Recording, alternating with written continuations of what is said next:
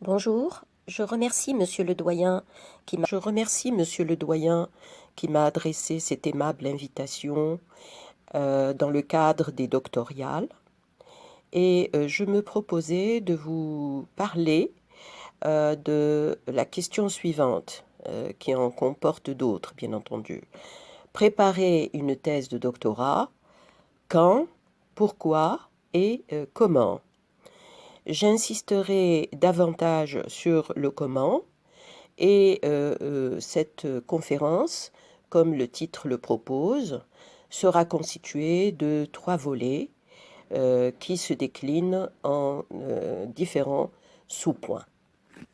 Donc, avant d'aborder le premier volet consacré au quand peut-on préparer un doctorat, je voudrais essayer de fournir quelques éléments. D'abord, ce que c'est qu'un doctorat. Qu'est-ce que c'est en général? Alors, comme en fait, c'est le titre du diplôme universitaire le plus élevé, comme tout le monde le sait. Il couronne la dernière étape du parcours des études supérieures. Donc c'est en général bac plus 8, sinon plus, et c'est souvent plus. C'est donc le couronnement d'un cursus universitaire de l'enseignement supérieur. Et il y a quelques décennies avant, le doctorat constituait le couronnement d'une longue carrière de recherche. On soutenait une thèse de doctorat pratiquement en fin de vie. Bon, maintenant, ce n'est plus le cas. Actuellement, le doctorat, qui se prépare en 3 ans minimum, constitue en fait le premier pas dans la recherche scientifique. Donc c'est tout à fait autre chose. C'est pour cela que la durée est actuellement limitée. Par ailleurs, il faudrait savoir qu'il existe donc à l'échelle nationale l'équivalent, à l'échelle internationale l'équivalent du doctorat, et qui est le PhD. Par ailleurs, il existe donc au Maroc le doctorat national qui est reconnu à l'échelle de tout le pays, de toutes les institutions universitaires. Et théoriquement, il existerait aussi le doctorat d'université. Mais je vous avouerai que je ne suis pas très sûre qu'il y ait eu déjà des doctorats d'université de délivrés, à moins que je ne me trompe. Donc le doctorat d'université aurait plutôt une caractéristique locale que nationale. Et pour finir sur cette question, sans pour autant évidemment clore ou limiter la réflexion, c'est un document académique et qui obéit à des normes précises, nous le verrons par la suite.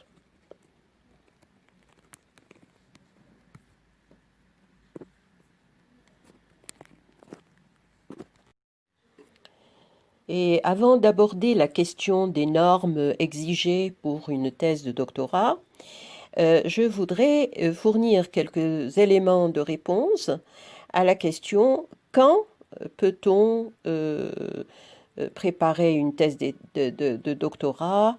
En fait, quand, l'adverbe quand, pose en filigrane la question relative au temps.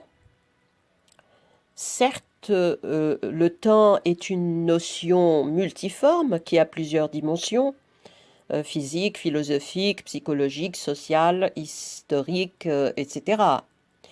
Certainement que je n'aborderai pas ces différentes facettes du temps, qu'il s'agisse de la pure durée de Bergson, du temps social de Durkheim, du temps vécu en psychologie, etc. En fait, tous ces temps nous intéressent dans la mesure où ils sont tous mobilisés à des degrés divers dans la préparation d'une thèse.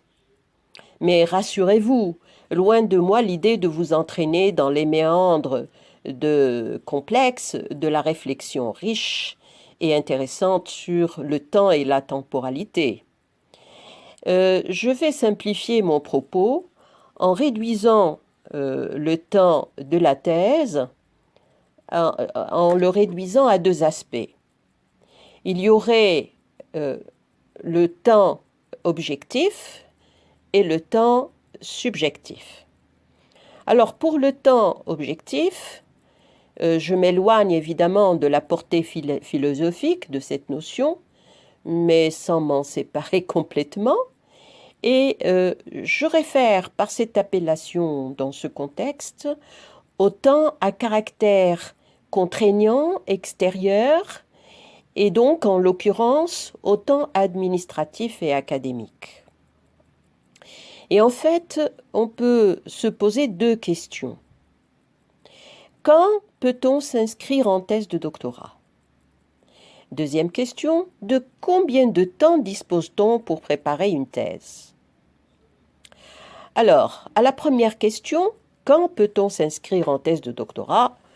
Bon, la réponse pourrait être n'importe quand. Mais ce n'est pas vrai, parce que il y a le point de vue administratif, il y a le point de vue académique et même administratif en même temps. Alors, du point de vue administratif, il y a tout de même des délais à respecter. Alors, une université fixe en général une période au cours de laquelle on peut s'inscrire, du moins déposer un dossier d'inscription avec un projet de thèse, un CV, des diplômes, les diplômes obtenus, en l'occurrence une licence et un master dans le cadre du système LMD, un master 2. Et puis, du point de vue académique, il faudrait que cette inscription soumise au CEDOC, à une école doctorale qui dépend d'un CEDOC, d'un centre d'études doctorales, il faudrait que cette inscription, ce dossier d'inscription soit évalué, soumis à l'appréciation d'un conseil scientifique, d'un laboratoire, etc., avant de recevoir une réponse. Donc il y a du temps à prévoir, à la fois sur le plan administratif et sur le plan académique. Alors la deuxième question, c'est de combien de temps dispose-t-on pour préparer une thèse? Alors il y a une durée canonique. Normalement, 3 années, avec renouvellement annuellement de l'inscription auprès du CEDOC, sachant que la soutenance peut se faire au cours de la 4e année et la date de soutenance doit advenir après celle de la première date de dépôt du sujet de thèse. Je m'explique. Par exemple, si la première date de dépôt est celle du 30 novembre 2014, la soutenance ne pourra se faire qu'à partir du 30 novembre 2018. Donc 4 ans après, en fait. Alors maintenant, est-ce que, une fois qu'on a dépassé les 4 années, est-ce que, plutôt les 3 années, est-ce que la durée peut être prorogée, elle peut être prolongée? Oui, pour une durée maximale de 3 années, sur dérogation, qui est accordée lorsque le doctorant a besoin de plus de temps pour finaliser sa thèse, son travail.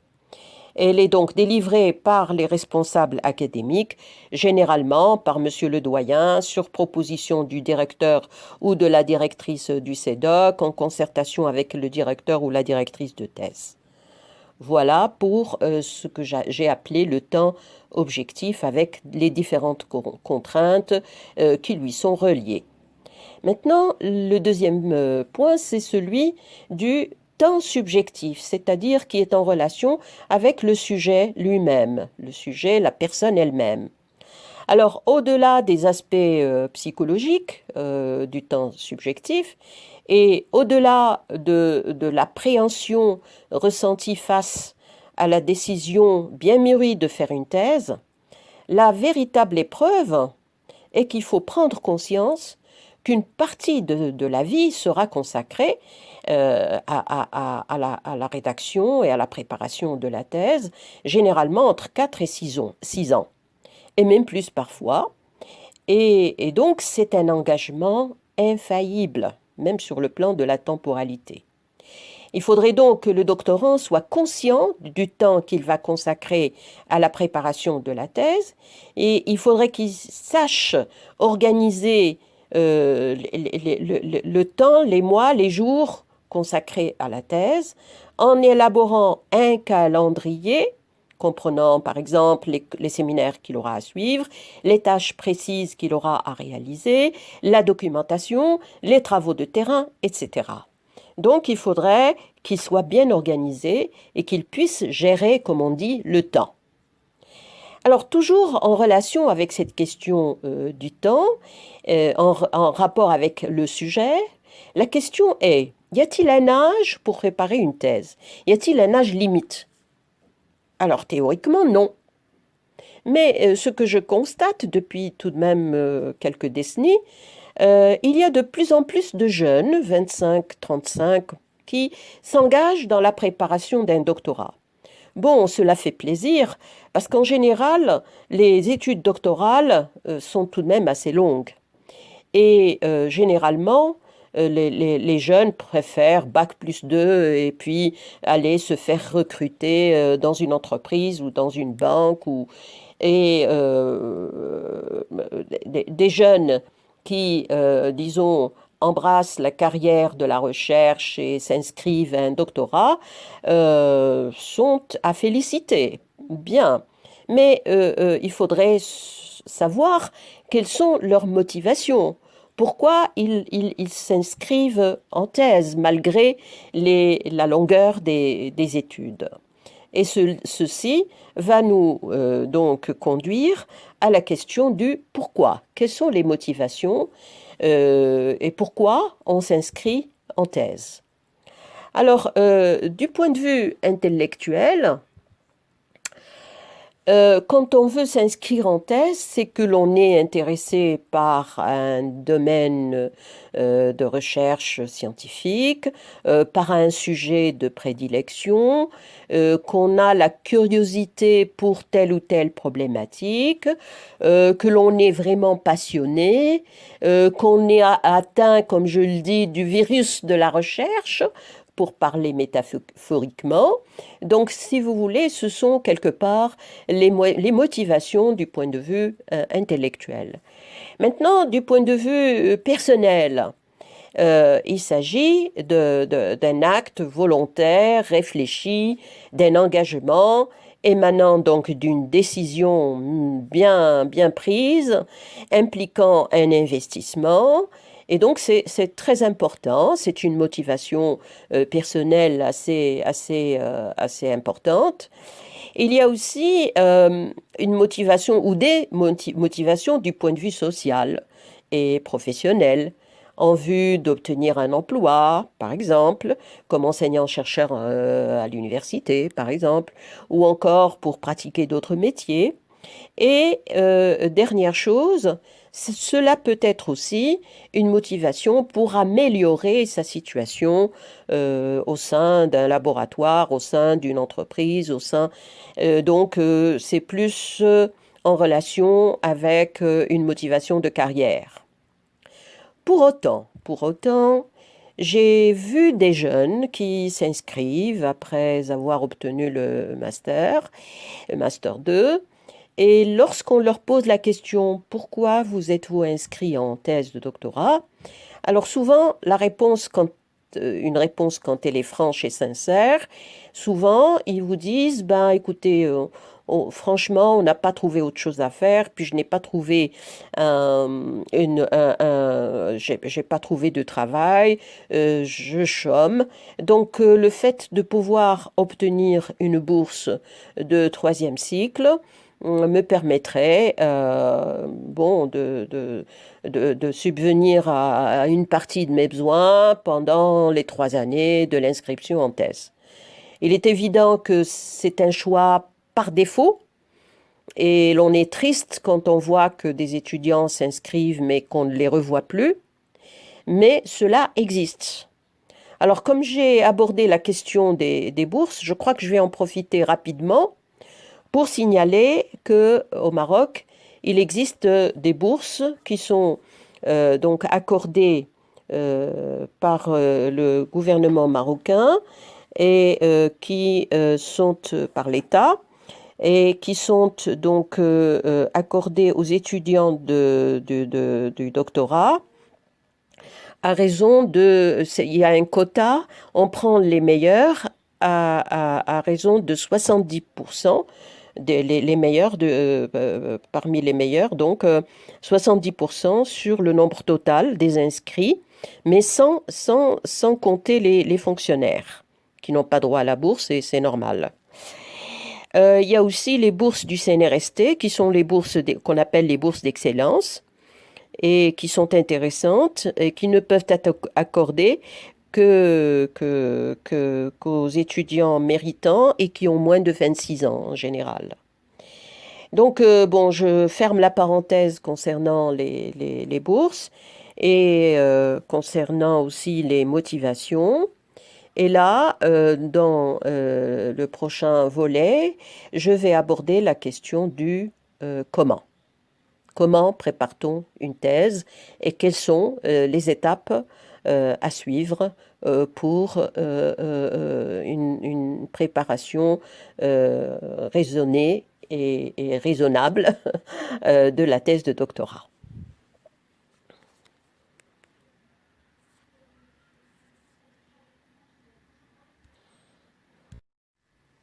Après avoir essayé de répondre aux questions quand et pourquoi on entreprend de faire une thèse de doctorat, maintenant nous allons passer à la troisième question qui est celle de comment préparer une thèse.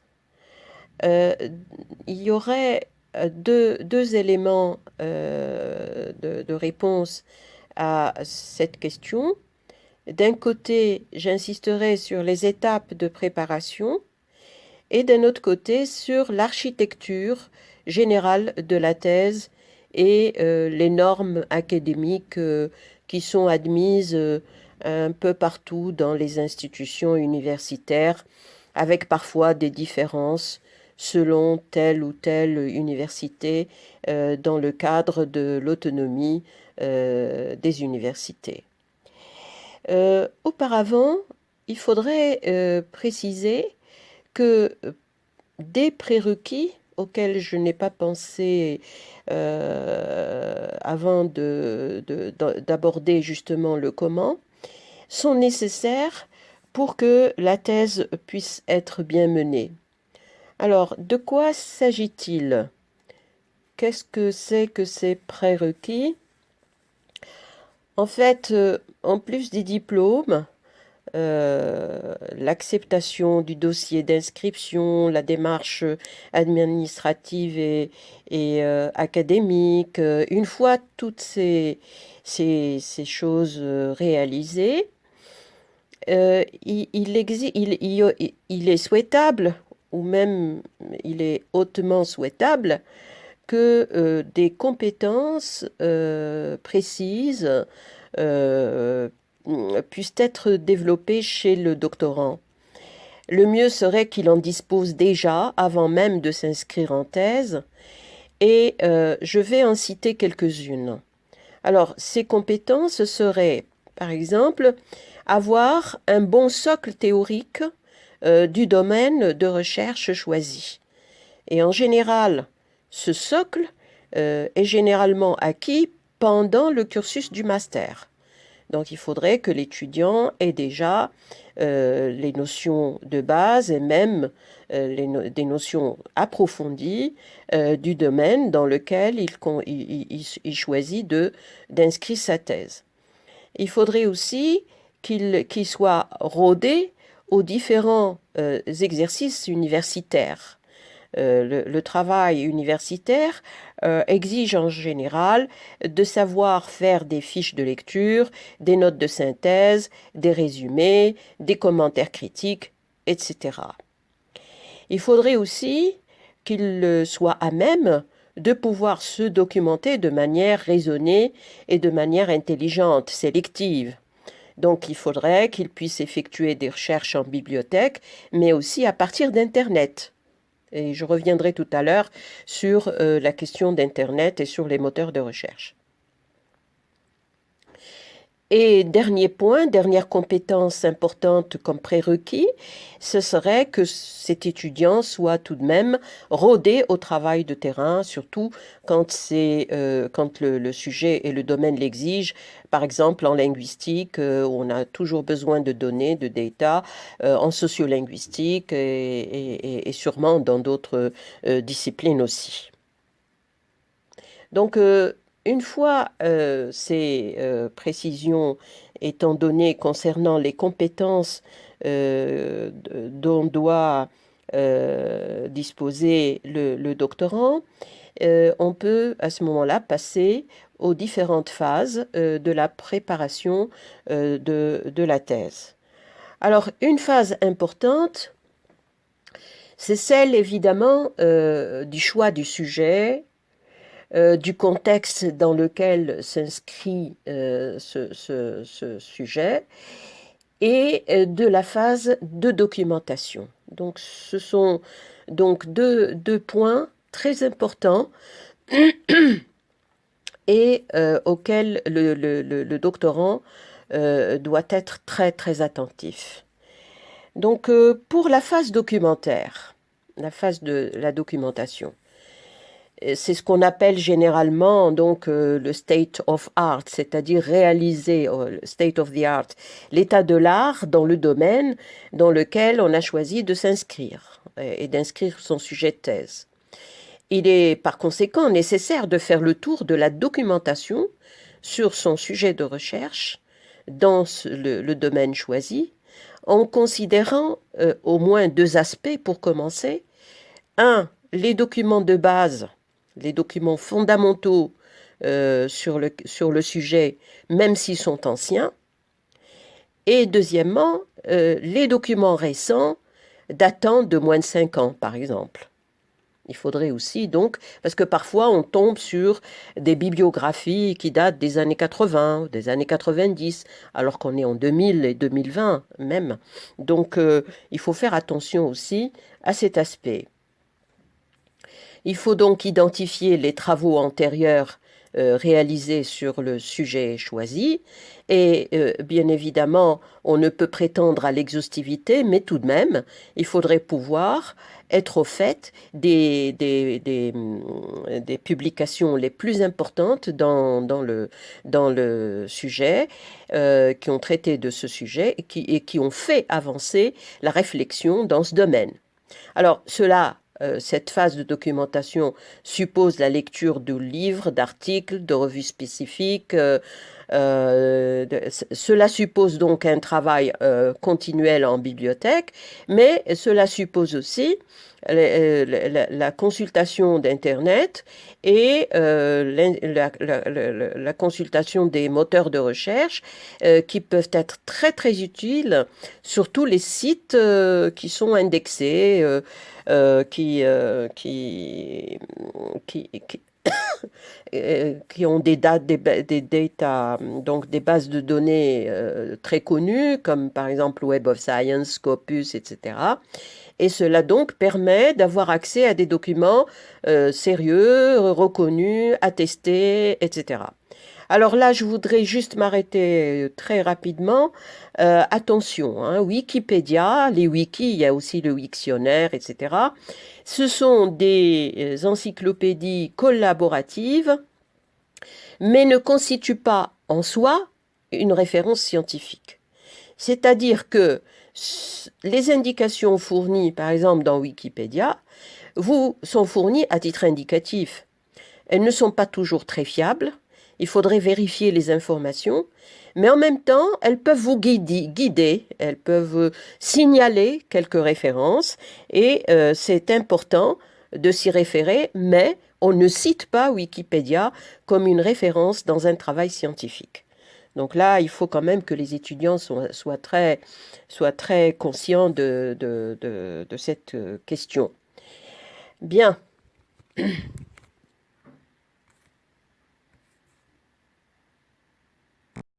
Pour finir sur la question de la documentation, une petite remarque que je souhaiterais vous soumettre.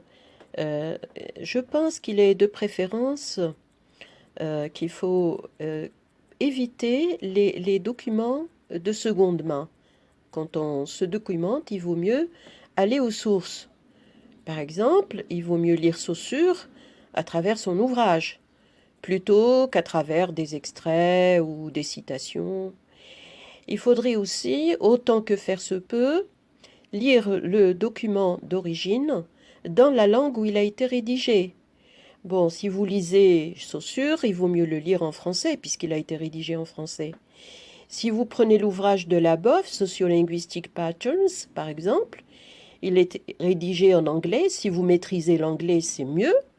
Mais sinon, il faudrait choisir une bonne traduction. Pour ce même ouvrage de Sociolinguistic Patterns, il a été traduit par un crevé, et c'est un linguiste, sociolinguiste, et c'est une bonne traduction. Donc là aussi, il faut être très attentif à ces aspects-là lorsque on choisit un document de référence. Donc mieux vaut prendre le document d'origine, sinon choisir une bonne traduction. Bien, une fois terminée cette question de documentation, je souhaiterais passer aux travaux préparatoires qui relèvent aussi du comment préparer une thèse. Et ces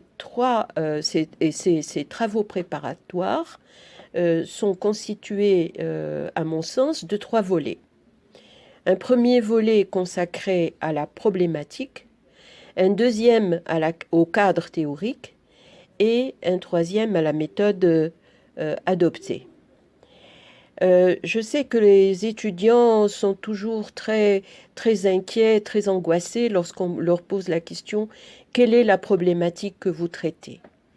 Mais qu'est-ce que c'est qu'une problématique, en fait? Il faudrait juste savoir ce que c'est. Une problématique, c'est très simple. La problématique décrit par une formulation simple, concise, claire, un problème qu'il faut résoudre et que l'on va traiter dans la thèse, que c'est l'objet de la thèse, c'est de traiter cette problématique. Il va de soi que votre problématique va déterminer le plan de travail, le calendrier, le contenu. Tout cela sera déterminé par la problématique. C'est vous dire donc que cette phase est très importante et de pouvoir préciser de manière claire la problématique est déjà une bonne partie du travail qui est faite. Alors, je vais essayer de vous donner des exemples, d'illustrer la question de la problématique par des exemples. Alors, je vais choisir comme premier exemple de problématique dans le domaine de la didactique, par exemple. Alors, voici la formulation proposée pour cette problématique. Alors, malgré le grand nombre d'heures d'enseignement du français dispensées dans le cycle fondamental, dans le système éducatif marocain, les élèves ne maîtrisent pas cette langue à l'issue du cursus. Voilà, donc ça c'est le problème. Maintenant, cela, évidemment, suppose que l'on aille bien se documenter sur le problème lui-même. Et ensuite, il s'agit de poser la question centrale qu'il faudrait relier à la problématique. Par exemple, il y a donc ce problème de non-maîtrise. Alors, quelles seraient les remédiations possibles? Bien, ça c'est la question principale, centrale, à laquelle viendraient s'accrocher d'autres sous-questions ou même des hypothèses. Par exemple, il faudrait aussi se poser des questions au sujet de qu'est-ce que maîtriser une langue, on va utiliser par exemple la grille du CECR pour servir d'indicateur. Par exemple, les élèves qui ne maîtrisent pas le français n'ont pas, même pas, ou l'atteignent très difficilement le niveau A. Ensuite, d'autres questions, d'autres sous-questions, mais il ne faut pas les multiplier, pas trop de sous-questions, parce que n'oubliez pas que dans le développement de la thèse, il faudrait que vous puissiez répondre non seulement à la question centrale, mais aussi aux autres questions ou sous-questions que vous aurez posées. Alors, si vous ne répondez pas aux questions dans le développement de la thèse, c'est un mauvais travail. Bien, je vais choisir un deuxième exemple de problématique. Là, maintenant, je vais aller dans le domaine de la sociolinguistique. Alors, voici une problématique, voici la formulation d'une problématique. L'insécurité linguistique au Maroc et ses effets sur le comportement langagier des locuteurs. Voilà une problématique. Alors, cela suppose, bien entendu, de se documenter sur le problème et ensuite de définir ce qu'est l'insécurité linguistique, etc. Et se poser une question centrale, comme par exemple, comment se manifeste l'insécurité linguistique pour déterminer les effets sur le comportement des locuteurs. Dans quelle situation, par exemple, et cela évidemment suppose qu'il faut choisir un cadre théorique pour aborder une problématique. On est obligé de choisir un cadre théorique. Alors, qu'est-ce qu'un cadre théorique? Le cadre théorique est l'un des éléments les plus importants. C'est l'assise à laquelle est adossée la thèse. Et c'est en quelque sorte le fondement sur lequel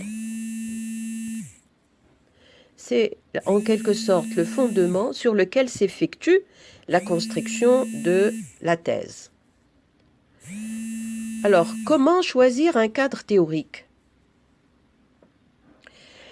En réalité, c'est une question qui n'est pas facile, mais le choix se fera en fonction de la problématique elle-même. Et donc, il s'agit d'adopter un cadre théorique qui serait le mieux adapté à la problématique. Cela paraît comme tautologique comme réponse, mais je vais vous donner des exemples de cadres théoriques. Revenons à la sociolinguistique. Alors, généralement, on a le choix entre au moins deux cadres théoriques. Soit celui variationniste, dont le précurseur est William Leiboff, soit celui interactionniste, dont l'un des plus grands représentants est Gempers. Alors, si l'on reprend l'exemple de la problématique de l'insécurité linguistique, le cadre théorique le plus approprié à cette problématique serait celui de la sociolinguistique interactionnelle. Pourquoi? Parce que l'étude de l'insécurité linguistique et les effets sur les locuteurs présuppose que l'on fasse l'étude des interactions verbales et donc des situations de face à face. Donc c'est plutôt la sociolinguistique interactionnelle qui s'y prête le mieux. En revanche, si par exemple on choisit un sujet portant sur la variation linguistique, le cadre le plus approprié, le plus adéquat serait évidemment le cadre variationniste. Bien, une fois le cadre théorique déterminé, précisé, se pose en filigrane la question de la méthode qu'il faudra suivre. Alors, restons toujours dans le domaine de la sociolinguistique.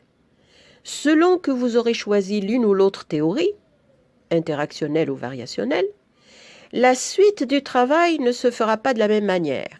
Si vous optez pour le variationnisme, vous aurez sur le plan méthodologique recours aux techniques d'enquête à visée quantitative. Mais si vous choisissez l'interactionnisme, vous aurez à appliquer les méthodes d'investigation à caractère qualitatif et interprétatif. Attention, hein, pour les méthodes quantitatives, l'usage de logiciels de statistique est nécessaire. Alors, en conclusion, sur ces travaux préparatoires, qui constituent, à mon avis, la partie la plus importante, parce que c'est elle qui détermine la suite de la thèse. Donc, cette étape des travaux préparatoires est fondamentale, elle est déterminante. Si elle est mal faite, l'étudiant aura beaucoup de difficultés à finaliser sa thèse. Donc il faudrait mener de manière réfléchie les différentes phases que j'ai mentionnées, celle de la documentation, la précision du sujet et de la problématique, ainsi que le choix du cadre théorique et de la méthode. Alors je vais clore cette conférence en rappelant qu'elle a eu pour objectif principal de sensibiliser les étudiants au quand, au pourquoi et au comment, en insistant sur les travaux préparatoires nécessaires pour une thèse. Alors, ni l'architecture d'une thèse, ni les normes académiques n'ont pu être abordées par moi dans cette conférence. Elles pourraient l'être dans un autre cadre, dans le futur.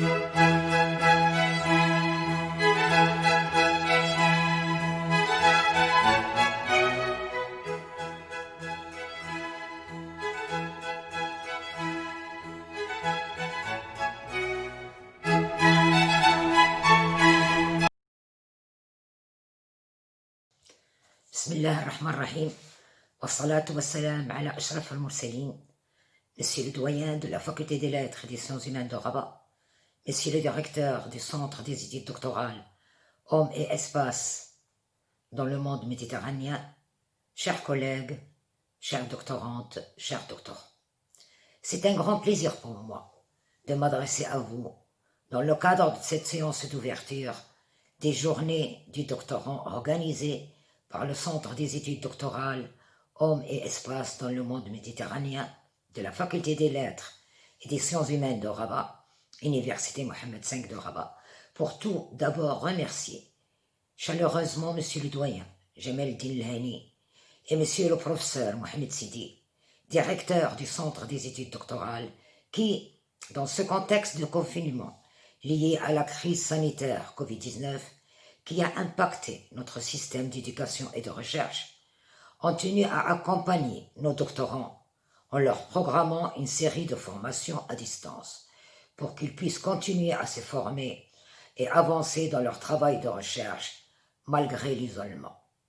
Je remercie vivement tous les participants qui ont répondu sans hésitation à notre appel pour doter nos doctorants d'outils pédagogiques et d'un ensemble de pratiques et de conseils qui les aideront à n'en pas douter dans la réalisation de leur thèse. Je tiens à adresser un encouragement particulier à nos doctorants. Préparer une thèse de doctorat n'est pas un choix anodin. La thèse est une réalisation scientifique qui demande de la ténacité, de la rigueur et de la discipline, mais surtout de la passion. Il faut être passionné par votre projet de recherche, car la passion est le meilleur moyen de le réussir et de surmonter les difficultés. Le travail de thèse est une expérience enrichissante et stimulante, tant sur le plan personnel que sur le plan intellectuel, et qui mènera au plus haut grade universitaire qui vient récompenser un certain nombre d'années d'études et d'abnégation et vous ouvrir les portes de l'avenir. Je profite de cette occasion pour rappeler qu'un doctorant est à la fois un étudiant et un chercheur en phase de formation. En tant qu'étudiant, le doctorant est inscrit au centre d'études doctorales et il est appelé à réaliser 200 heures de formation. Ces formations peuvent être des séminaires, des conférences, mais aussi des formations comme celle-ci, mises en place par les CEDOC et par les formations doctorales qui lui sont adossées. Ces formations lui donnent une opportunité unique de se former tout au long de la durée de sa thèse.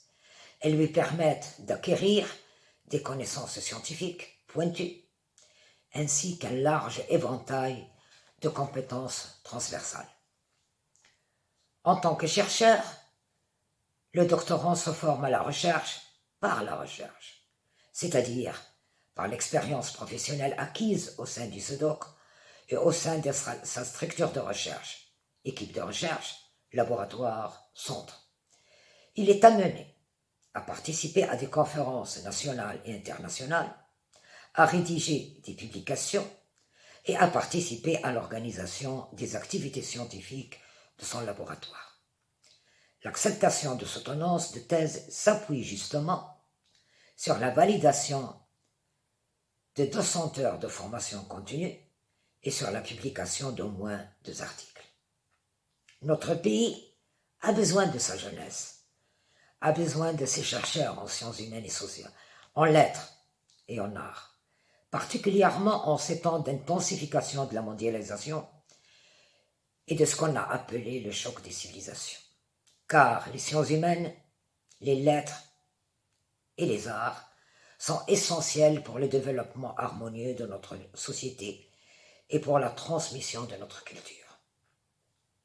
Au nom de tous les enseignants de notre faculté et au nom du personnel administratif et technique, je réitère mes remerciements à tous les participants et je souhaite plein succès à ces doctorales et un bel avenir dans la recherche à nos doctorants. Merci à tous.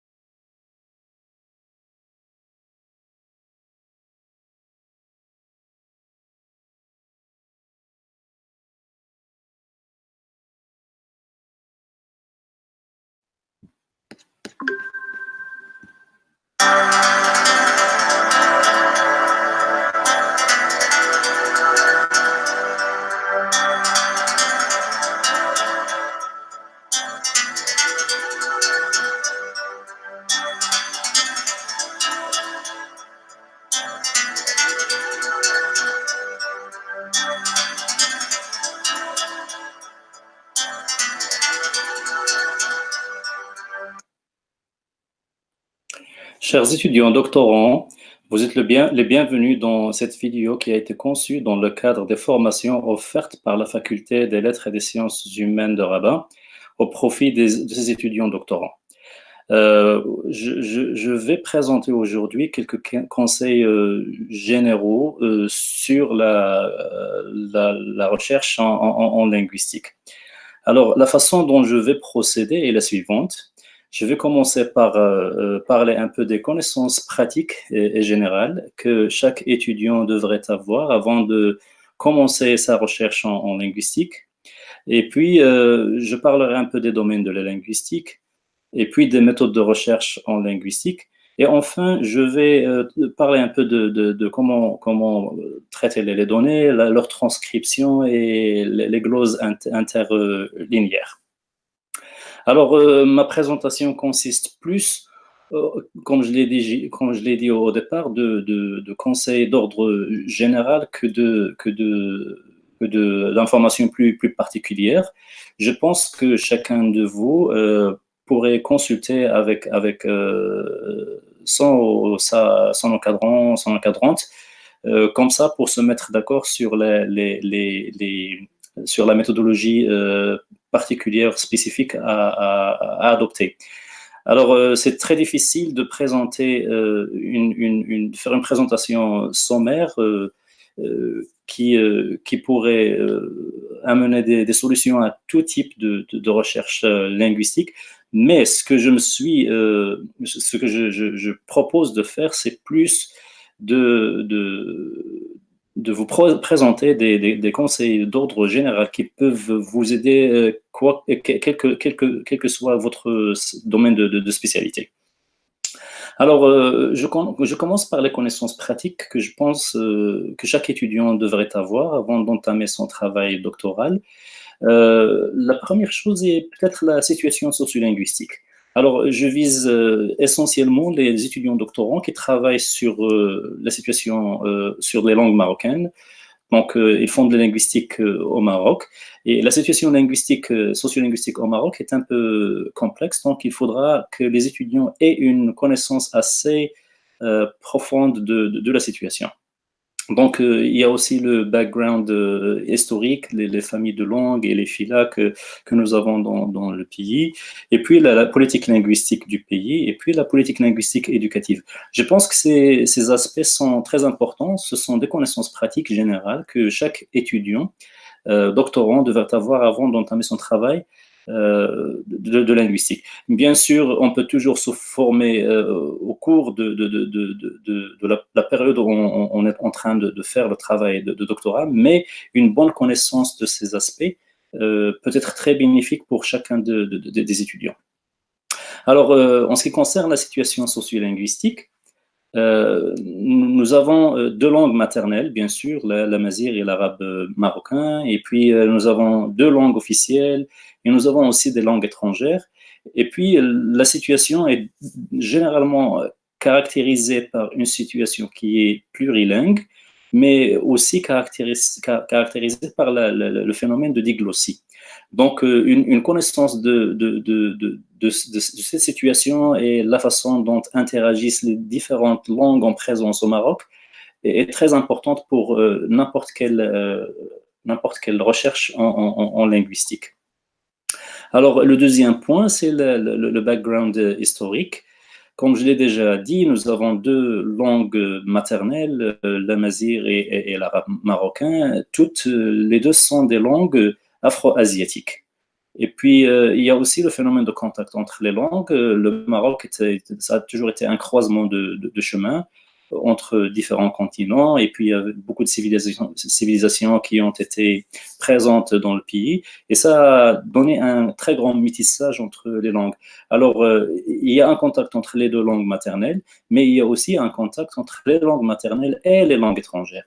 Alors, une connaissance de ce background est très intéressant dans le sens où, quand on est en train d'analyser les phénomènes linguistiques, donc, quand on prend ce background historique en considération, ça ne peut qu'enrichir nos analyses, dans le sens où bien des problématiques sont résolues en se rapportant un peu aux familles de langue ou même au contact. Le troisième point, je pense, c'est la politique linguistique. Alors, dès l'indépendance, le Maroc a toujours adopté la politique d'arabisation, mais les temps ont changé, ça a beaucoup évolué. Et puis, la politique linguistique actuelle, bien sûr, nous avons, au lieu d'une seule langue officielle, nous en avons deux. Et ce, depuis 2011, lors de la dernière constitution, quand elle a été adoptée. Et puis, je pense sans doute que vous êtes au courant de la publication dans le bulletin officiel du texte relatif au Conseil national des langues et de la culture. C'est le dernier point de l'article 5 de la Constitution de 2011. Et je pense que ce texte a été publié dans le bulletin officiel début avril 2020. Donc voilà, et il y a aussi la politique linguistique éducative. La politique linguistique éducative se rapporte essentiellement aux langues qui sont utilisées dans le système éducatif. Alors, au Maroc, nous avons les langues de l'école, nous avons les départements de langue, nous avons les langues de l'enseignement. Et tous ces points, bien sûr, doivent être tirés au clair. Comme ça, on peut en tirer profit. Alors, comme je l'ai dit au départ, je ne peux pas présenter des solutions ou des conseils bien précis, mais je pense que là, quand on est armé avec ce bagage linguistique essentiel, pratique, nous sommes en mesure de bien cerner les problématiques que nous avons et nous sommes en mesure de bien comprendre de quoi il s'agit exactement.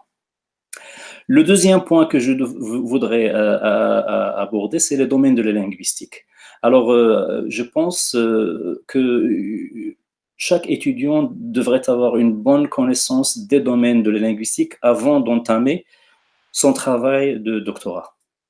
Alors, par une bonne connaissance des domaines de la linguistique, je ne veux pas dire une connaissance très approfondie, mais il faut au moins avoir une connaissance assez bonne pour pouvoir voir, par exemple, s'il y a des interfaces entre, par exemple, entre la phonologie et la morphologie. Quand on fait de la morphologie, on doit essentiellement avoir un bon bagage en phonologie. Quand on fait de la syntaxe, on doit avoir un bon bagage en morphologie. Quand on fait de la sémantique, on doit avoir un bon bagage dans tous les domaines. Quand on fait de la linguistique appliquée, c'est la même chose. On doit vraiment avoir une maîtrise de la structure de la langue, etc. Donc, une bonne connaissance des domaines de la linguistique est primordiale pour chaque étudiant. Ensuite vient une maîtrise du domaine de la linguistique choisi par l'étudiant. Alors là, on est en train de commencer par une bonne connaissance des domaines de la linguistique et on est en train de vraiment cerner un peu les connaissances dans le sens où, par exemple, si quelqu'un est spécialisé en sociolinguistique, donc c'est ça, il faudra avoir une bonne maîtrise du domaine de la sociolinguistique qui est celui choisi par l'étudiant. Et puis, nous avons toujours des cadres théoriques qui sont différents, des écoles linguistiques qui sont différentes.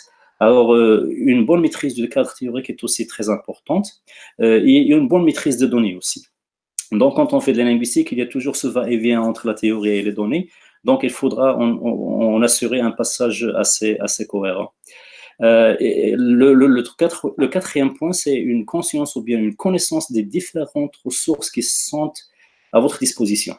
Par exemple, les manuels et les handbooks, par exemple, j'utilise le handbook, le terme anglais, parce que en français, quand on essaie de traduire handbook, ça nous donne manuel. Alors, je vais expliquer la différence après. Donc, on a des manuels, des handbooks, on a des périodiques, on a des manuscrits, par exemple des articles et des thèses non publiés. Nous avons des bases de données, des ressources en ligne, etc. Donc, une bonne connaissance de toutes ces ressources est très importante pour un étudiant en linguistique qui est en train de faire sa recherche doctorale ou même après le doctorat. Alors, les manuels, ce qu'on appelle en anglais les textbooks. Alors voilà, c'est ça, le manuel, le textbook en anglais, quand on le traduit, ça se traduit comme manuel. Et le handbook, ça se traduit aussi comme manuel. Moi, je vais expliquer un peu la différence. Alors, le textbook, c'est vraiment un manuel qu'on utilise pour enseigner une matière. Donc, pour un domaine particulier de la linguistique, nous pourrons toujours avoir un manuel qu'on peut utiliser en classe, etc. Alors, toutes les maisons d'édition de renommée ont publié des manuels et il y a différentes éditions dans certains cas. La deuxième édition, troisième édition, c'est le manuel a du succès, ça peut aller jusqu'à la sixième, même la 10e édition. Je vous donne quelques exemples d'une seule maison d'édition, tous en anglais. Donc voilà, phonologie en grammaire générative, introduction à la pragmatique, introduction à la sociolinguistique, la théorie de la morphologie, la linguistique historique, etc. Donc tous ces manuels sont en fait publiés dans la même collection. Alors il s'agit d'ouvrages qui sont quand même assez volumineux, dans le sens où on parle d'un ouvrage de 400-500 pages facilement et qui regroupe pratiquement tout ce qu'il y a dans le domaine, dans le domaine de la phonologie par exemple, etc.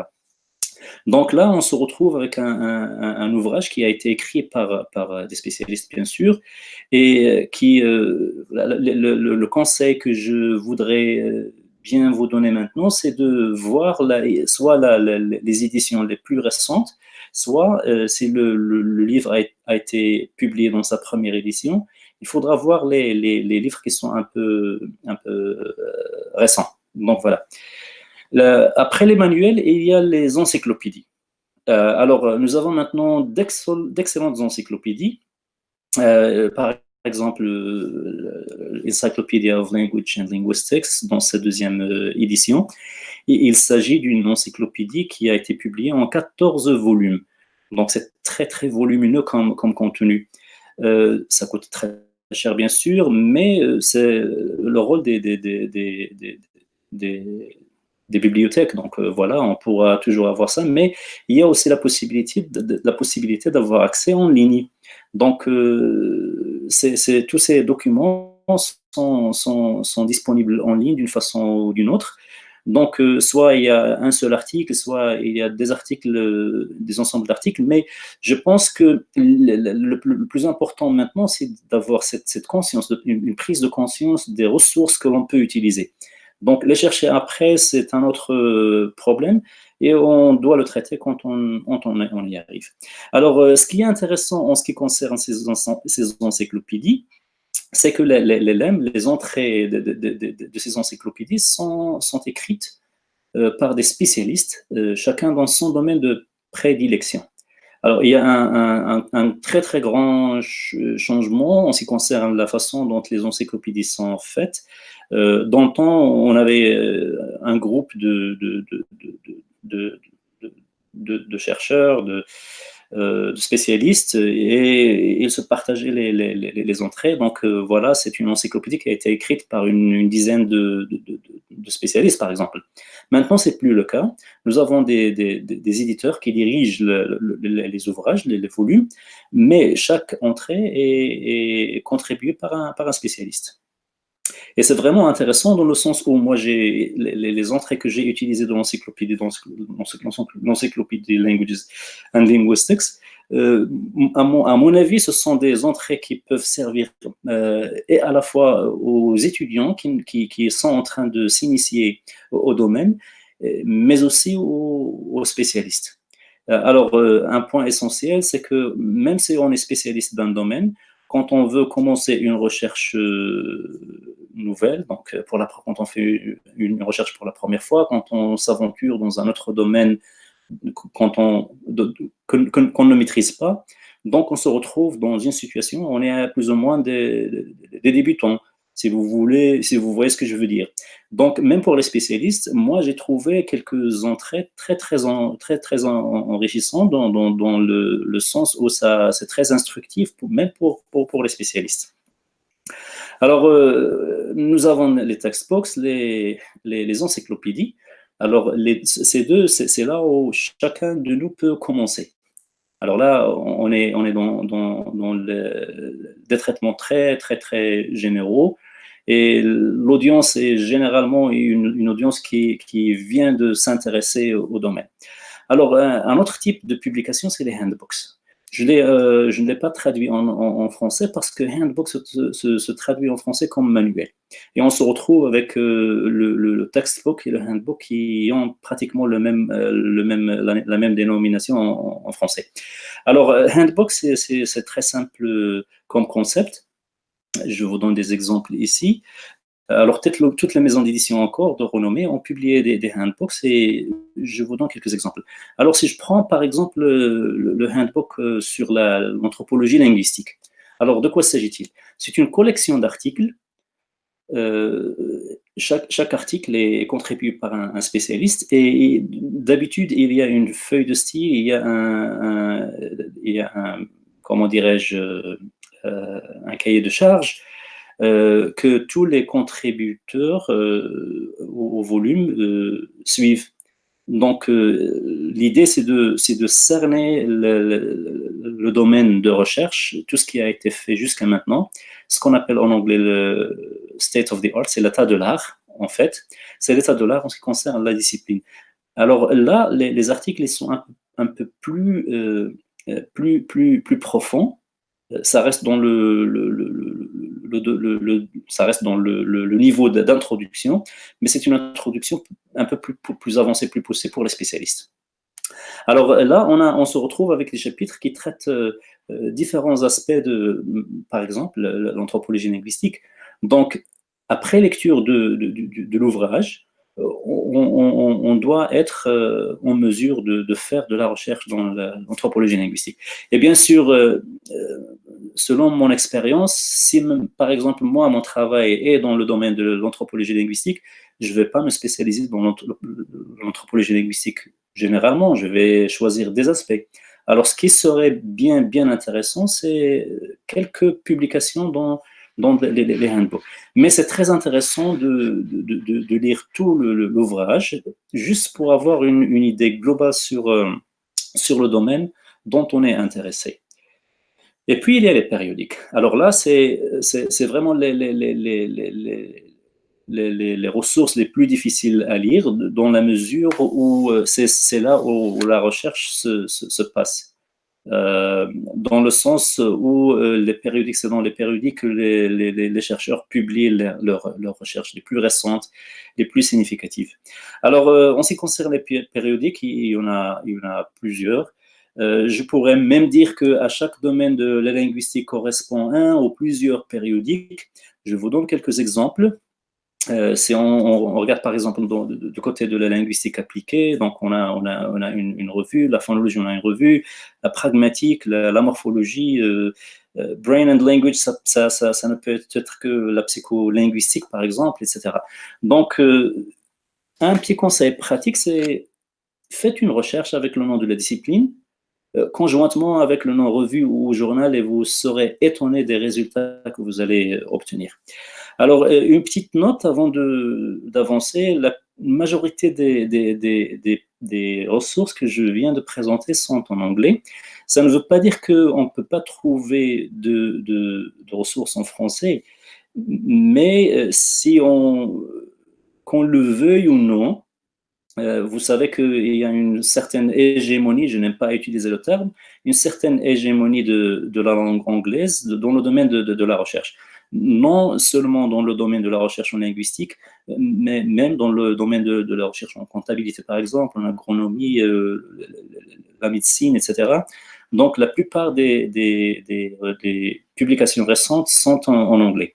En France, par exemple, maintenant, les chercheurs français sont obligés à publier en anglais pour que leurs travaux puissent être lus facilement et dans le temps. Donc, c'est ça, et ça nous emmène à un autre point, c'est la maîtrise de la langue anglaise. Donc, pour pouvoir survivre dans le domaine de la recherche en linguistique, dans les autres domaines, une assez bonne maîtrise de l'anglais est très importante. Bon, on commence déjà par le niveau de la lecture. Les étudiants doivent au moins pouvoir lire et assimiler ce qu'ils lisent en anglais. Et dans un deuxième niveau, moi, je suggérerais même que les étudiants puissent pouvoir écrire en anglais, quitte à prendre des cours séparés, je ne sais pas. Mais mettez-vous ça dans la tête, ça devient de plus en plus important, la connaissance de l'anglais. Donc, nous avons vu un peu les textbooks, les encyclopédies, les handbooks et les périodiques. Alors, je ne vais pas parler des manuscrits et des thèses, c'est pas vraiment très difficile à comprendre. Je passe rapidement aux bases de données, donc, et les plateformes. Alors, en ce qui concerne les bases de données, il y a des bases de données pour les chercheurs. Nous avons par exemple le JSTOR. Alors, le JSTOR, c'est une base de données qu'on peut consulter et je conseille les étudiants à commencer par là. Une fois encore, la majorité des ressources sont en anglais, mais c'est ça. Il se peut qu'il y ait aussi des ressources, je suis sûr qu'il y a des ressources en français, mais en ce qui concerne la linguistique, les ressources en anglais, ça nous raccourcit un peu le chemin. Alors, il y a au moins trois ressources que j'ai choisies, donc il y en a plusieurs. Il y a le EBSCOhost qui n'est pas. Alors, je les ai mis dans l'ordre de la spécialisation. Alors, le Project Muse, c'est une ressource qui est spécialisée plus dans la linguistique formelle qu'autre chose. Alors, ces ressources, c'est pratiquement un ensemble de livres consultables et téléchargeables, un ensemble d'articles qui sont téléchargeables. Et bien sûr, vous pouvez aussi consulter les différents périodiques. En ce qui concerne JSTOR, parce que c'est pratiquement c'est une ressource qui est très large, donc voilà, il n'est pas trop spécialisé parce qu'il regroupe pratiquement toutes les disciplines, y compris la linguistique.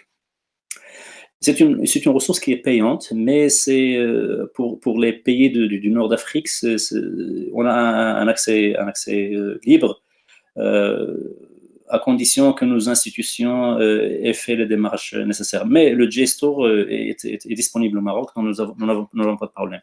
En ce qui concerne le EBSCO Host, malheureusement pour le moment, l'accès est un peu limité. Et pour Project Muse, l'accès, je ne pense pas qu'il y ait une institution marocaine qui ait accès à Project Muse. Donc, mais il faut quand même, comme je l'ai dit au départ, prendre conscience de ce que nous avons et puis voir les moyens d'en profiter. Moi, je sais que quelques-uns de nos étudiants entreprennent des séjours à l'étranger. Alors, une chose que l'on pourrait faire, c'est d'exploiter les bases de données que les universités ont. Donc, je suis sûr qu'en Europe, par exemple, aux États-Unis, c'est sûr, en Europe, par exemple, les universités de Paris, par exemple, elles ont accès à ces ressources. Alors, il y a aussi des bases de données spécialisées. Je vous donne quelques-unes. Par exemple, l'aménagement linguistique dans le monde, Ethnologue, The Universal Archive, The World Atlas of Language Structures Online. Alors, ce sont des ressources qui sont spécialisées chacune dans un domaine. En ce qui concerne l'aménagement linguistique dans le monde, c'est une ressource qui a été élaborée par quelqu'un qui s'appelle Leclerc, donc, et c'est hébergé dans l'Université de Laval au Canada. Alors, c'est un site qui pratiquement regroupe les situations d'aménagement linguistique, les politiques linguistiques de pratiquement tous les pays du monde, y compris le Maroc. Vous pouvez le consulter et puis vous allez être étonné le degré de précision que l'auteur et l'équipe qui se charge de ce site, de cette base de données, ont vraiment l'effort qu'ils ont fait pour pouvoir présenter une image très précise de chaque pays. Alors, les autres bien sûr, les autres ressources sont intéressantes. The Universal Archive, c'est tout simplement un archive des universaux du langage. Alors, Greenberg, par exemple, avait parlé de quelques universaux, et chacun a un numéro. Alors, The Universal Archive, c'est une continuation de cette initiative. Et on se retrouve avec vraiment une base de données énorme en ce qui concerne les universaux du langage. Il y a aussi les plateformes, par exemple The Linguist List. Alors là, c'est très intéressant dans le sens où c'est une liste qui a été préparée par le Summer Institute of Linguistics en Californie. Alors, il y a des options que l'on pourrait toujours utiliser. Par exemple, si on essaie de voir tous les périodiques qui traitent de la linguistique, on les retrouve dans The Linguist List.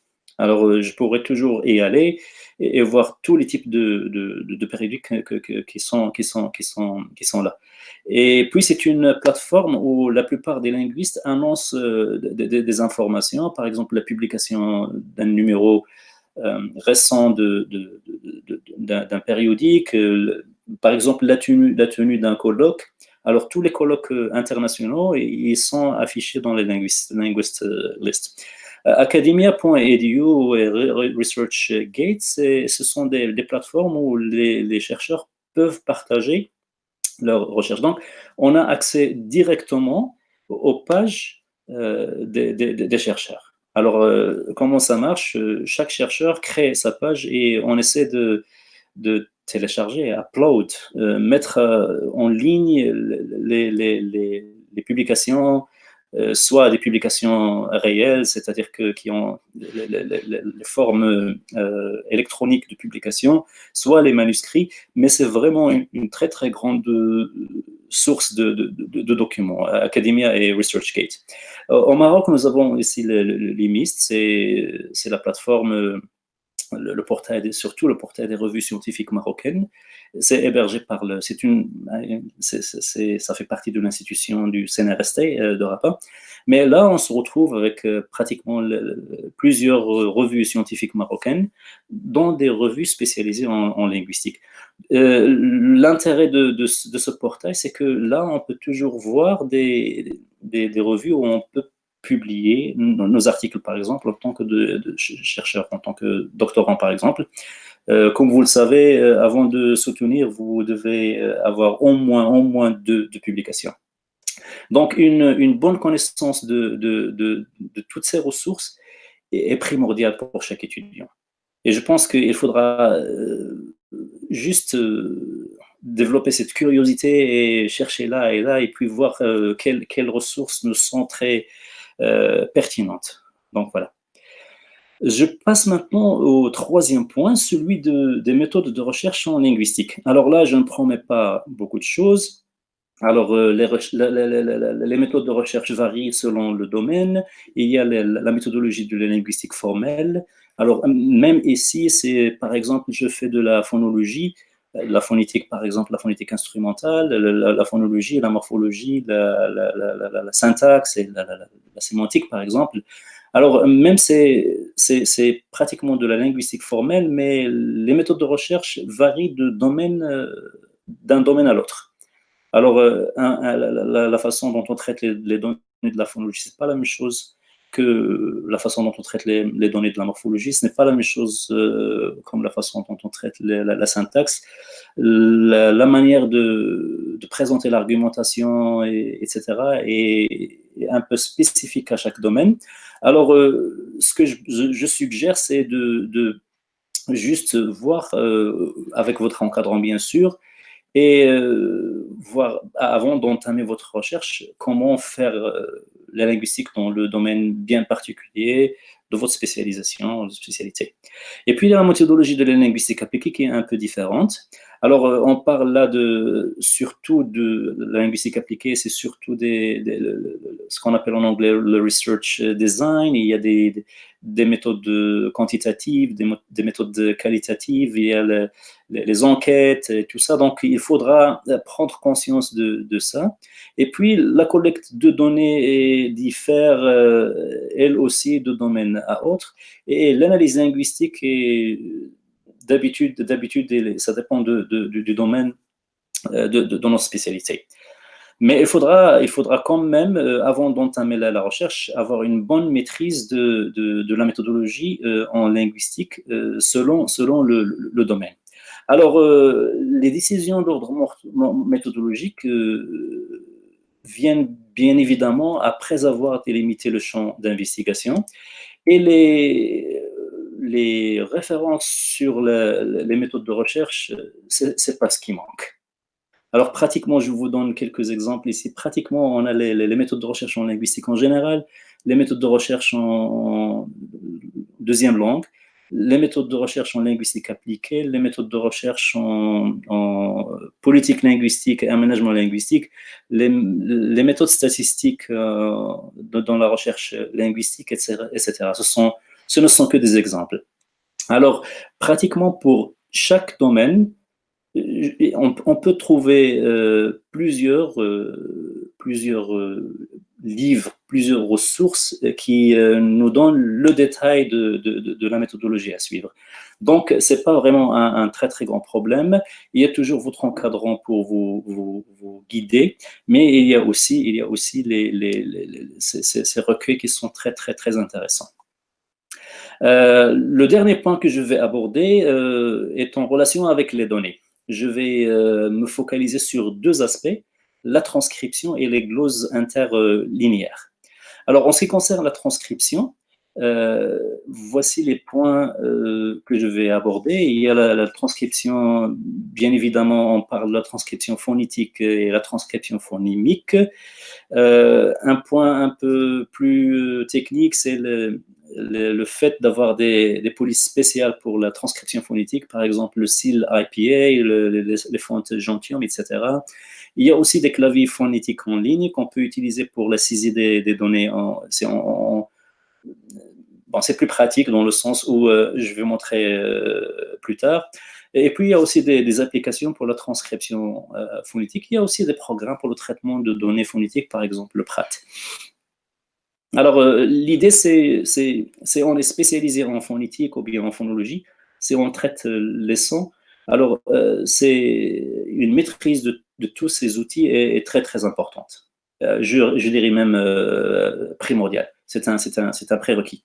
Alors, quand on est spécialisé dans d'autres domaines, mais notre travail implique les transcriptions les transcriptions phonétiques, etc., et le codage des données. Alors, nous n'aurons pas besoin de tout, mais je pense qu'une assez bonne connaissance de la transcription phonétique phonimique, les polices spéciales et les claviers, etc., ça va quand même nous aider. Alors, en ce qui concerne la transcription phonétique et phonimique, ça dépend du domaine. Alors, moi, ce que je propose, c'est avant tout, il faut que chaque étudiant ait une connaissance de base de la phonologie de la langue ou des langues analysées. La moindre des choses, c'est savoir c'est quoi l'inventaire des phonèmes exactement, les procédés phonologiques qui s'appliquent dans la langue, etc. Ce que je propose d'habitude, c'est de prendre par exemple le tableau des consonnes qui a été établi par IPA, c'est l'APA, l'Association phonétique internationale, ainsi que celui des voyelles, c'est le système des voyelles cardinales. Alors, ce que je propose d'habitude à mes étudiants, c'est de prendre cette table et d'essayer de voir, de placer dessus les sons de la langue qu'on est en train d'analyser, les consonnes et les voyelles. Comme ça, on la garde dans un coin qui est vraiment très, très visible, ils doivent être visibles, et on s'y réfère de temps à autre. Mais ce qui est important, c'est d'être consistant, être très cohérent en ce qui concerne les transcriptions. Alors ça, c'est un système qui est établi à l'échelle internationale. Les sons, les symboles ont des valeurs bien précises. Alors, à un moment donné, nous n'avions pas de fonte spéciale, alors c'était un peu difficile de les trouver. Maintenant, comme je vais l'expliquer, même sur le plan technologique, on n'a plus ce problème. Alors ça, c'est c'est un premier pas.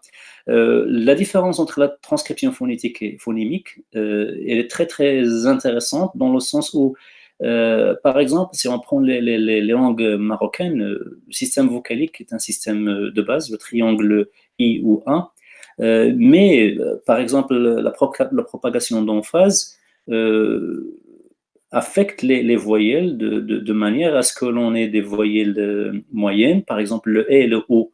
Alors, nos étudiants vont, par exemple, écrire DOR avec un D-O-R, alors que c'est pas ça. Alors, quand on transcrit la voyelle avec un O médian, c'est plus une transcription phonétique que phonimique. Ça, c'est juste un exemple. Alors, moi, je suis intéressé dans le détail phonétique, je vais vers une transcription phonétique. Si je ne suis pas intéressé dans le détail phonétique, je reste dans la transcription phonimique. C'est ça l'idée. Mais il faut être assez cohérent dans ces transcriptions. Le deuxième point, c'est par exemple, quand on fait des transcriptions, j'ai constaté ceci à plusieurs reprises, nos étudiants, par exemple, mettent le choix ou bien le shfa en fin de syllabe en arabe marocain ou même en amazigh, ce qui n'est pas toujours le cas pour la simple raison que le shfa ne peut pas apparaître en syllabe ouverte. Alors, si on se retrouve avec ça, le principe général, c'est ça. Quand on a une assez bonne connaissance de la phonologie de l'amazigh ou bien la phonologie de l'arabe marocain, on sait que les shfa, le shfa est un son qui est épanthétique et ça aide toujours à former une syllabe, donc une syllabe fermée, pas une syllabe ouverte. Donc voilà, et on se retrouve avec des transcriptions où le shva apparaît en syllabe ouverte. Là, ce sont des choses qu'on peut toujours résoudre dans le sens de, quand on sait, par exemple, quand on a une connaissance même sommaire des procédés phonologiques, ça peut toujours informer nos transcriptions. Le deuxième point, là, c'est les polices spéciales pour la phonétique. Alors, il y a le style IPA, il y a les fontes Gentium. On peut toujours les télécharger du site web de la International Phonetic Association. Alors, nous avons des fontes spéciales pour Windows, pour les Mac, etc. Donc, nous n'avons pas de problème sur ce point. Il y a aussi des claviers phonétiques en ligne. Alors, comment ça marche? C'est très simple. On a tous les sons et on n'a qu'à cliquer sur le son et ça s'affiche dans la table d'en bas. Et puis, je peux toujours copier et coller sur mon document. La plupart que j'utilise sont basés sur l'anglais, mais on peut toujours avoir, par exemple, dans ce cas, on peut toujours avoir les symboles API pour toutes les langues. Donc, ça nous facilite énormément la tâche de la transcription. Au lieu de chercher les symboles spéciaux, on peut toujours faire ça et puis copier et coller. Et ça marche à merveille avec les programmes de traitement de texte comme Word, par exemple. Et puis, les applications pour la transcription phonétique, moi, j'en connais quelques-unes pour l'anglais, je ne sais pas pour le français, mais c'est un outil qui est très, très intéressant dans la mesure où ça marche comme la Google Translation, si vous connaissez l'outil. Alors, je pourrais toujours mettre mon texte en anglais dans le domaine là, dans le champ qui apparaît avant Show Transcription. Alors, ce que je fais, c'est avec un clic, j'ai un texte qui est assez long, qui est transcrit dans quelques secondes. Bien sûr, si vous connaissez l'outil de Google Translation, ça ne vous donne pas une traduction à 100% exacte. Et c'est la même chose là. Donc, si vous avez de la chance, le produit est net, mais il reste toujours un peu de travail à faire. Je ne sais pas, est-ce que ça va marcher pour le français, par exemple, mais pour l'anglais, ça marche à merveille. Alors, nous avons parlé des transcriptions. Maintenant, on parle des glosses interlinéaires. Qu'est-ce que ça veut dire exactement? Alors, quand il s'agit, par exemple, je commence par l'exemple du russe. Alors, la première ligne, qui commence avec Miss, Marco, Poex, Ali, etc. Alors là, c'est les données du russe. Et tout en bas, la dernière ligne, c'est la traduction en anglais. Alors, ce qui est intéressant, c'est ces deux lignes au milieu. C'est ce qu'on appelle les glosses interlinéaires. C'est très important de les avoir, tout simplement parce que quelqu'un qui ne comprend pas, qui n'est pas vraiment avisé de la structure de la langue qu'on est en train d'analyser, peut toujours suivre avec exactitude la structure de la phrase, la structure morphologique. Donc, on peut aller dans des niveaux qui sont très, très, très fins.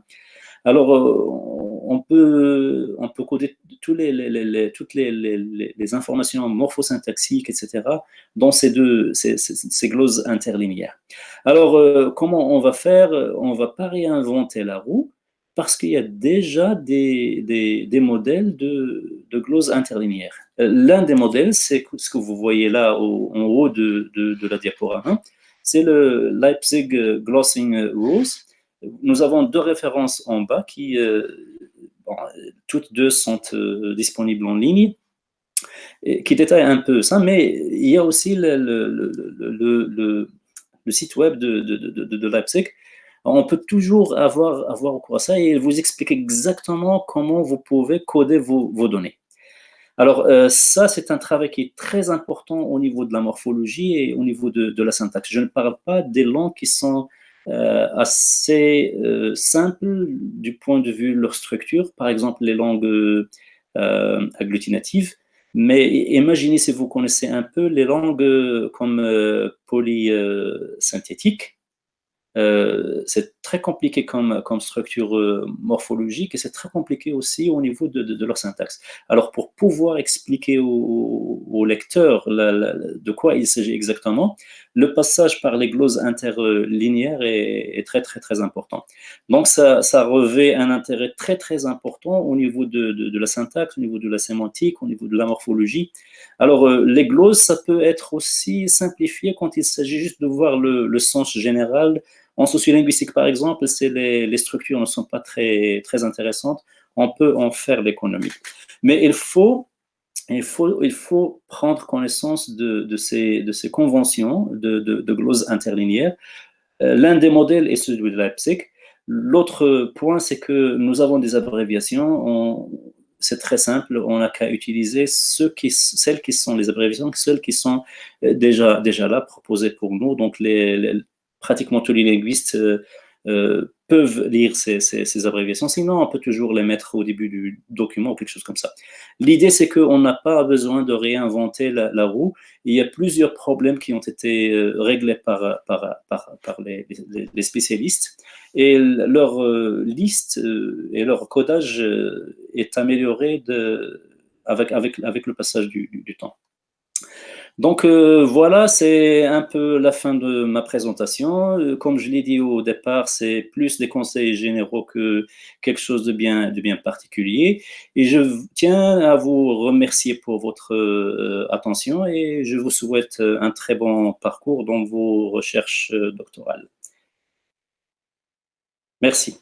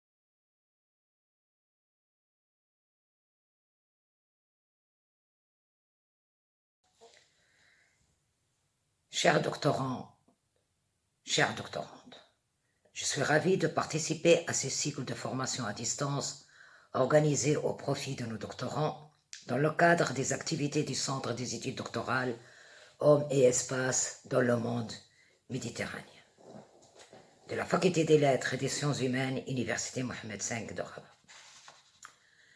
Je voudrais tout d'abord remercier Monsieur le doyen, le professeur Jamal-Din Hani et Monsieur le professeur Mohamed Sidi, directeur du Centre des études doctorales Hommes et Espace dans le monde méditerranéen, pour l'intérêt qu'ils n'ont cessé de porter à nos doctorants. Malgré le confinement dû à la crise sanitaire que connaît le monde, ils ont tenu à ce que nos doctorants continuent leur formation, quoiqu'à distance. Mon intervention porte sur le projet de thèse, ou plus précisément sur comment élaborer un projet de thèse.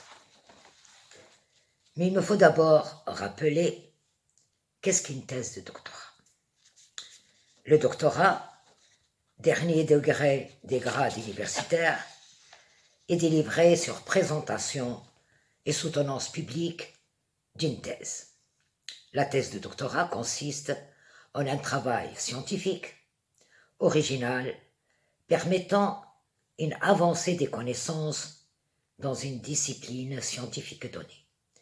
Elle rend compte des recherches effectuées par l'étudiant et constitue un document destiné à la communauté scientifique. La thèse de doctorat a pour but de démontrer que le doctorant est apte à poursuivre des travaux de recherche de façon autonome, qu'il peut apporter une contribution originale à la connaissance, au développement scientifique dans un domaine donné, qu'il maîtrise la méthodologie de la recherche relative à son domaine du savoir, qu'il a développé une connaissance approfondie de la documentation pertinente et récente au sujet traité, mais qu'il est aussi apte à démontrer une réelle capacité de rendre compte par écrit de sa recherche, d'une façon claire et cohérente et selon les normes appropriées à la recherche scientifique. Qu'il est apte aussi à justifier son travail et à le défendre oralement devant un jury composé de spécialistes de la discipline. L'originalité du sujet de la thèse, la portée de ses résultats et la rigueur de leur interprétation permettront aux examinateurs de juger la valeur de sa contribution à l'avancement des connaissances. Mais avant d'entamer une recherche en vue d'obtenir le diplôme de docteur, l'étudiant doit remplir certaines conditions. Parmi celles-ci se trouve la rédaction d'un projet de recherche. Un projet de recherche est un document écrit en conformité avec les normes de la recherche scientifique. Le projet de thèse est un instrument de travail qui permet de préciser les étapes d'un travail de recherche à réaliser. C'est la phase préliminaire de la recherche, au cours de laquelle il faut établir les limites de l'objet d'étude et préciser la manière de réaliser chacune de ces étapes. C'est une sorte de carte routière dans laquelle sont décrites les étapes à suivre. Il ne s'agit pas de la réalisation d'un travail de recherche, ce n'est pas non plus un plan de travail ou une table des matières. Un projet de recherche est un document qui indique les grandes lignes du développement de la recherche envisagée, quitte à le modifier ou le préciser ultérieurement. La première étape dans l'élaboration d'un projet de recherche, c'est le choix du sujet. On ne le choisit pas au hasard. Il doit être fait en tenant compte d'un certain nombre de considérations qui augmenteront les chances de succès.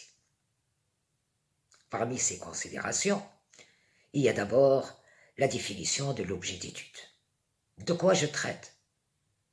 Quelles sont les questions que je me pose et auxquelles je vais essayer de répondre? 2. La délimitation du champ d'investigation.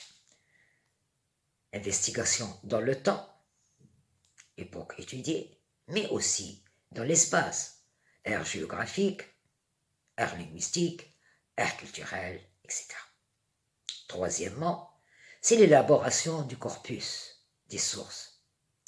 C'est la matière première de la recherche. C'est le choix du ou des auteurs, c'est le choix des types de sources. Et puis quatrièmement, c'est la pertinence scientifique du sujet. La thèse doit représenter un apport par rapport à l'état du champ scientifique dans lequel elle s'inscrit. La pertinence scientifique serait de montrer, si on montrait que ce travail de recherche pourrait nous permettre de mieux comprendre tel autre aspect du phénomène étudié. L'intérêt porté au sujet. L'expérience montre qu'un fort degré d'intérêt pour son sujet de recherche constitue une source d'inspiration profonde et un gage de succès. Au contraire, si l'intérêt envers le sujet d'étude est faible, le risque d'abandon est plus grand. Deuxième étape, c'est l'élaboration de la problématique. La problématique est un ensemble cohérent, construit autour d'une question ou de plusieurs questions de recherche pour laquelle ou lesquelles la thèse, une fois achevée, apportera une ou plusieurs réponses. Il ne s'agit pas de décrire un objet d'étude, mais d'analyser le sujet à partir d'un questionnement.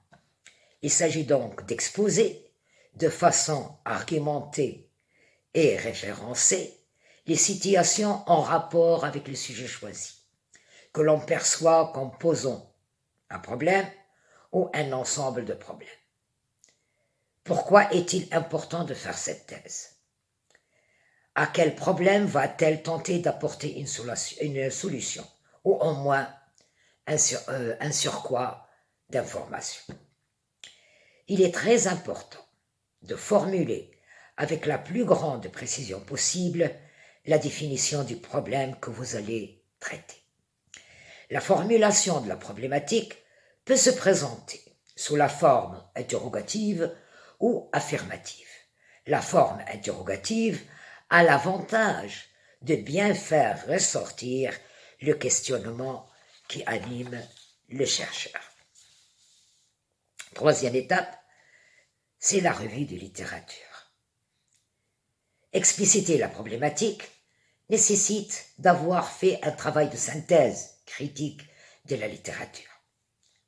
Car toute recherche prend racine dans des recherches antérieures, soit pour en confirmer ou en amplifier les résultats, soit pour les réviser ou même les contredire. Dans les deux cas, il faut tirer profit des travaux antérieurs pour identifier le problème de recherche.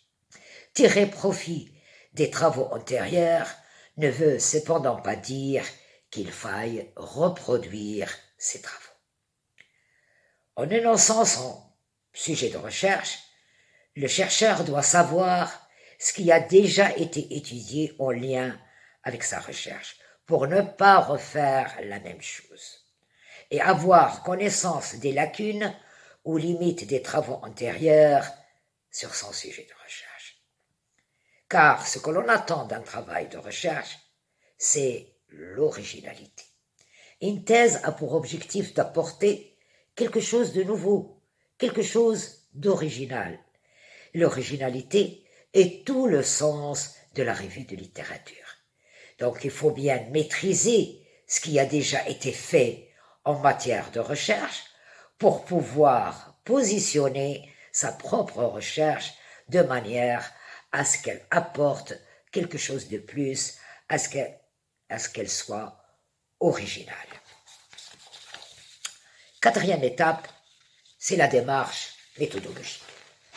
Il s'agit d'exposer l'approche méthodologique adaptée par l'étudiant pour répondre aux questions posées et confirmer ou infirmer ses hypothèses.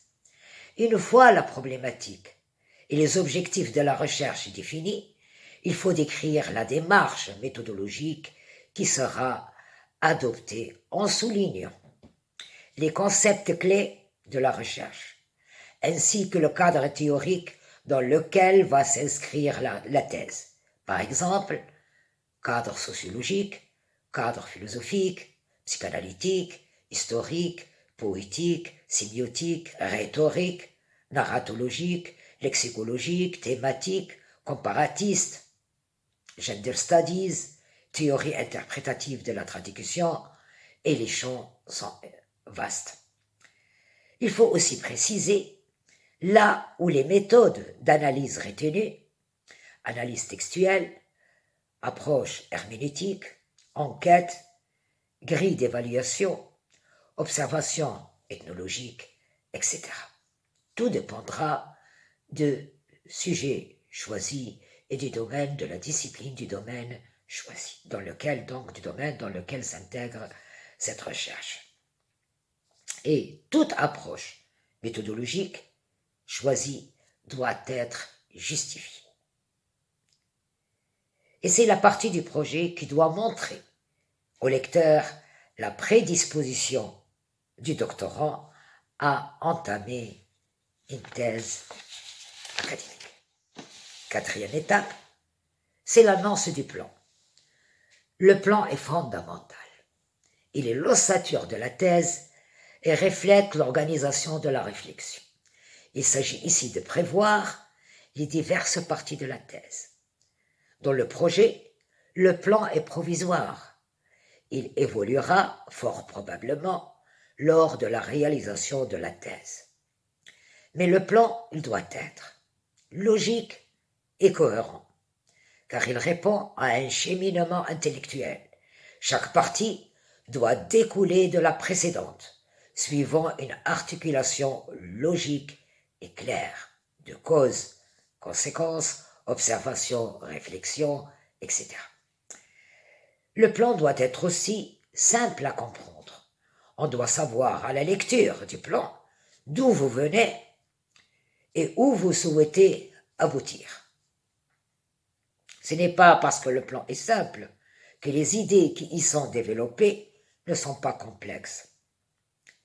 Il faut aussi que le plan soit équilibré. Le plan de thèse peut varier, c'est vrai, d'un type de thèse à l'autre, mais il s'organise généralement en 2 ou 3 parties et il faut essayer d'équilibrer les parties. Je vais vous donner quelques formules pour exposer votre plan. Je peux dire, dans une première partie, dans un premier temps, j'exposerai, je parlerai, je traiterai de, je présenterai, je développerai, je m'étendrai sur, etc. Ensuite, dans un deuxième temps ou dans un deuxième lieu, j'exposerai, etc. Puis, dans la troisième partie, j'exposerai, j'analyserai, j'étudierai, etc. La 6e étape concerne la bibliographie. Toute recherche nécessite le recours à des sources documentaires. Elle doit inclure en fin de parcours une bibliographie des ouvrages consultés. Ouvrages de référence, livres, articles de périodiques, documents électroniques et audiovisuels. Tous les moyens sur lesquels le doctorant s'est appuyé pour réaliser ou en vue de réaliser sa thèse. Cette bibliographie, elle s'insère à la fin du projet et se présente par ordre alphabétique des noms d'auteurs. Elle sera complétée au fur et à mesure de l'avancement de la recherche. La bibliographie doit respecter les normes internationales de référencement et il existe, c'est vrai, différentes normes de référencement bibliographique. Je peux donner l'exemple de AFNOR, l'exemple de APA, Publication Manual of the American Psychological, Harvard Reference System, Chicago Manual of Style et Modern Language Association. Donc il y a différentes normes de référenciation bibliographique, mais attention, lorsqu'on choisit une norme, il faut la respecter tout au long du projet, mais aussi tout au long de la thèse. Et je vous remercie et je vous souhaite donc beaucoup de succès dans la réalisation de votre thèse.